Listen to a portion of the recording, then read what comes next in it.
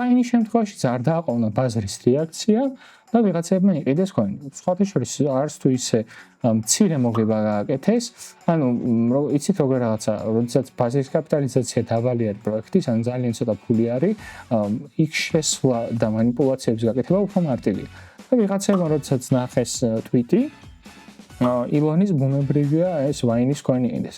უბრალოდ ვაინის coins და რეალურ პროდუქტს შორის კავშირი შეიძლება არც იყოს, რადგან ჯერ ერთი კი გადააზიარან დამფუძნებელმა, მაგრამ ამ დამფუძნებლის ჩართულობა თუ EA-ზე იქნება დამყარებული ეს ყველაფერი რამდენად დიდი იქნება არ ვიცი ეს ერთი, მეორე ეს coin-ი რა შეიძლება გამოვიყენოთ და ველოდოთ მოვლენების განვითარებას. მე უფრო ნაკლებ მას ვხედავ ამ coin-სა და ვაინის შორის უბრალოდ დაუბრუნდით იმ პერიოდებში, სადაც ილონი ხან ცოტა სხვანაირად დააკვირდით, რომ ნომერ პირველი არის სიმდიდრით ილონი თორსტები სოფლიოში, ხო?